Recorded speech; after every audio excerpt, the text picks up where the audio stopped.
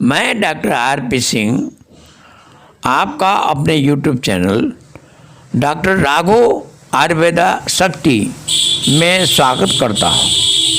व्यक्ति के प्रकृति और कई कारणों के आधार पर चिकित्सा पद्धति निर्धारित की जाती है, इसलिए उचित औषधि और रोग के निदान हेतु उपयुक्त चीज़ों पर अवश्य विचार करें। फाइलेरिया एक संक्रमित रोग है जो परजीवी गोल कृमि यानी राउंड वर्म के कारण होता है। वैसे तो ये बीमारी ज़्यादा खतरनाक नहीं है, लेकिन इसके कारण कई गंभीर स्वास्थ्य समस्याएं हो सकती हैं। ये बीमारी उष्णकटिबंधीय और उपोष्णकटिबंधीय क्षेत्रों में ज़्यादा होती है। फाइलेरिया संक्रमण की बीमारी हाथी पांव का रूप ले सकती है, जिसमें बाहरी जननांग हाथ या पांव या शरीर के किसी भी अंग का आकार बढ़ने लगता है। ये रोग एक या दो नेमाटोड्स यानी सूत्रकृमि या गोल कृमि के कारण हो सकता है एवं इसे वुचेरेरिया वैनक्राफ्टी और ब्रूगिया मलाई के नाम से भी जाना जाता है। परजीवी त्वचा में अपने आप या मच्छर के काटने पर घुस सकते हैं। फाइलेरिया के शुरुआती चरण में सिरदर्द, ठंड लगना, बुखार और त्वचा का घाव जैसे लक्षण सामने आते हैं। इस रोग की शुरुआत में कभी कभी किसी व्यक्ति पर कोई भी लक्षण देखने को नहीं मिलता है। अगर फाइलेरिया का समय पर इलाज न किया जाए तो इस रोग के बढ़ने का खतरा रहता है और इसमें पैरों में सूजन, हाथी पांव, बाहरी जननांगों या शरीर के अन्य हिस्सों में सूजन और लसिका के प्रवाह में रुकावट उत्पन्न होती है। आयुर्वेद में फाइलेरिया के इलाज के लिए विभिन्न परजीवी रोधी और कृमि रोधी जड़ी बूटियों का उल्लेख मिलता है। इन जड़ी बूटियों में कुटज, कुडची, विडंग, हरितकी, गुड़ुची, मजिष्टा शामिल है। कुछ हर्बल मिश्रण जैसे कि नित्यानंद रस और सप्तांग गुगुल फाइलेरिया के इलाज में असरकारी है। इसके अलावा कुछ चिकित्सीय जैसे कि गर्म लेप, शरीर के प्रभावित हिस्से पर औषधि लगाना और वमन यानी औषधियों से उल्टी करवाने की विधि फाइलेरिया के लक्षणों में सुधार लाने में प्रभावकारी है। फाइलेरिया के विशेष उपचार के साथ आयुर्वेद में आहार में जरूरी बदलाव और विशेषतः बुखार में पर्याप्त आराम करने की सलाह दी गई है। आयुर्वेद में फाइलेरिया को श्रलीपद कहा गया है और इसका एक ऐसे रोग के रूप में वर्णन किया गया है जो ऊतकों में परजीवियों के संक्रमण के कारण होता है। यह बीमारी आमतौर पर पानी और स्थिर जल निकायों वाले स्थानों में होती है। श्रलीपद में होने वाली सूजन का कारण कफ बढ़ाने वाले आहार और जीवनशैली से संबंधित गलत आदतों को माना जाता है। कफ दोष के साथ ममसा यानी मांसपेशियों और रक्त धातु का उलझना भी पिंडली और पैर के निचले हिस्से में सूजन का अन्य कारण है, जो कि फाइलेरिया में अधिक देखने को मिलता है। सूजन पैर के सामने वाले हिस्से से शुरू होकर धीरे धीरे कुल्हों, पैरों, गर्दन, नाक और कानों तक पहुंचने लगती हैं। इसमें कभी कभी बुखार और तेज दर्द भी होता है एवं यह लक्षण सूजन के होने से पहले भी महसूस हो सकते हैं।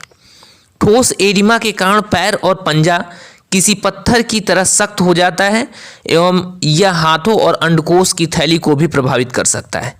रोग के बढ़ने के साथ साथ त्रिदोष, वात, पित्त और कफ में भी असंतुलन देखा जाता है। वात दोष के खराब होने पर त्वचा और श्लेष्मा झिल्लियों पर अल्सर होने लगते हैं। इसके साथ ही बहुत तेज दर्द और बुखार भी रहता है। पित्त दोष के खराब होने पर सूजन वाला हिस्सा बहुत मुलायम हो जाता है और इसमें जलन महसूस होती है। कफ दोष के खराब होने के कारण हुए फाइलेरिया में सूजन यह हिस्सा सफ़ेद, सख्त और चिकना हो जाता है। फाइलेरिया के आयुर्वेदिक इलाज में पहला है वमन। वमन एक ऐसा उपचार है जिसमें शरीर से कफ दोष को साफ किया जाता है। यह जठरांत मार्ग को साफ और अमा एवं नाड़ियों में बलगम को हटाता है। अतिरिक्त कफ दोष के कारण हुए विकारों या कफ दोष प्रधान रोगों जैसे कि फाइलेरिया के इलाज में वमन चिकित्सा का प्रयोग किया जाता है। कुटज जैसी जड़ी बूटियों का इस्तेमाल वमन करवाने के लिए किया जाता है। इसके बाद उल्टी लाने वाली जड़ी बूटियों के प्रभाव को बढ़ाने के लिए पिपली, काला नमक जैसी जड़ी बूटियों और गर्म पानी दिया जाता है। इस प्रक्रिया के बाद मरीज को आराम करने, ज़्यादा बात और चिंता न करने की सलाह दी जाती है। इसके अलावा हल्का भोजन या तरल पदार्थ ही लेने की सलाह दी जाती है। वमन थेरेपी के सफल होने पर मरीज को आराम और सहज महसूस होता है एवं इसके पाचन के साथ बीमारी के लक्षणों तथा असहजता में भी सुधार लाने को मिलता है। अगला है लेप। लेप विधि में औषधीय गुणों से युक्त विभिन्न जड़ी बूटियों में गाढ़ा पेस्ट तैयार किया जाता है जिसमें घी या तेल भी मिला होता है। इसे मरीज के शरीर के प्रभावित हिस्से या पूरे शरीर पर लगाया जाता है। ये उपचार इन्फ्लामेटरी, सूजन और अधिक कफ को हटाने में उपयोगी है। कल्क यानी पत्तियों के रस या पेस्ट से तैयार से बने गर्म लेप से भी फाइलेरिया का उपचार हो सकता है। इस कल्प को धतूरा, एरंड और निर्गुंडी, सहजन की छाल, श्वेत पुनर्वा और सरसों के तेल से मिलकर बनाया जाता है। इसके बाद गर्म लेप को प्रभावित हिस्से पर लगाया जाता है। फाइलेरिया की आयुर्वेदिक दवा में पहला है गुड़ूची। औषधीय गुणों के कारण और आयुर्वेदिक और पारंपरिक दवाओं में इस जड़ी बूटी का अधिक इस्तेमाल किया जाता है। गुड़ूची में एल्केलाइड्स, लैक्टोन्स और ग्लाइकोसिड्स मौजूद होते हैं जो कि इसे कई रोगों जैसे कि अर्थराइटिस, स्ट्रेस, एलर्जी आदि में उपयोगी बनाते हैं।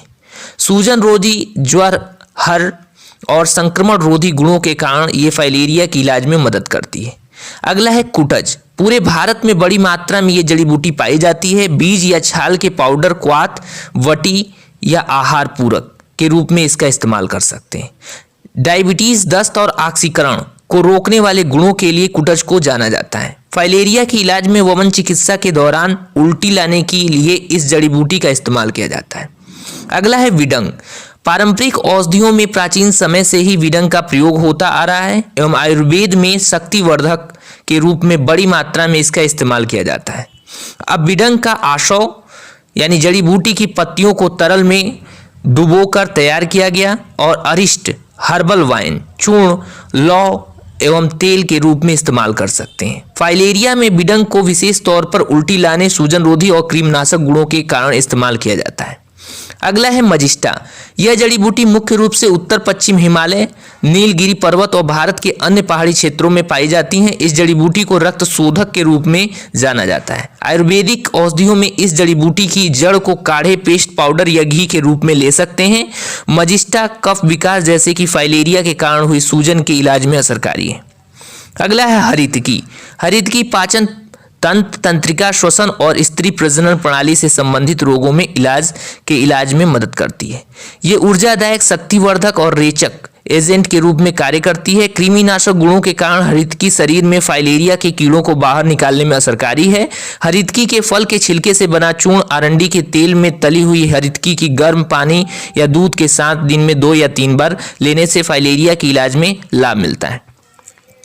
फाइलेरिया के लिए आयुर्वेदिक मिश्रित औषधियों में सप्तांग गुगुल, इस मिश्रण का इस्तेमाल प्रमुखतः वटी के रूप में किया जाता है और इसमें मूल सामग्री के रूप में गुगुल मौजूद है। इसमें त्रिफला यानी अमलकी, विविधकी और हरितकी का मिश्रण और किटकी, त्रिकटु, अदरक, काली मिर्च मौजूद है। सप्तांग गुगुल की रोज लगभग 500 मिलीग्राम की खुराक ली जाती है और इसके सूजन रोधी प्रभाव फाइलेरिया के मरीजों में सूजन को कम करने में लाभकारी है। अगला है नित्यानंद रस। नित्यानंद रस वटी के रूप में उपलब्ध एक यौगिक मिश्रण है। इसमें प्रमुख सामग्री के रूप में हरितकी मौजूद है। ये औषधि फाइलेरिया के प्रमुख लक्षणों में शामिल लिम्फोएडिमा, बदन दर्द और असहजता को कम करने में मदद करती है। फाइलेरिया में होने वाले बुखार और ठंड लगने की समस्या को भी इस औषधि से ठीक किया जाता है। आयुर्वेद के अनुसार फाइलेरिया में क्या करें और क्या ना करें, तो रसुनन यानी लहसुन को अपने आहार में शामिल करें। अपने भोजन में अनार जैसे कि जौ, चावल का पुराना प्रकार साली और दाल जैसे कि कुल्थी, मूंग दाल शामिल करें। फाइलेरिया के इलाज में सब्जियां जैसे कि बैगन, लेवुका यानी करेला, मूली, परवल, पालक लाभकारी हैं। कड़वे और तीखे स्वाद वाले खाद्य पदार्थों का सेवन करें। फाइलेरिया से ग्रस्त मरीज को अरंडी के तेल का इस्तेमाल करना चाहिए। पर्याप्त आराम करें, विशेषतः बुखार में आराम करना चाहिए। और क्या न करना चाहिए, तो इसमें कंद वाली सब्जियां जैसे कि आलू न खाएं। दूध और दूध से बने उत्पाद, दही, गुड़, खाद्य पदार्थों एवं द्रव्य के साथ भारी, रेचक और पित्तमय गुण वाले खाद्य पदार्थों से दूर रहें। फाइलेरिया के मरीज के लिए ये हानिकारक होते हैं। धन्यवाद।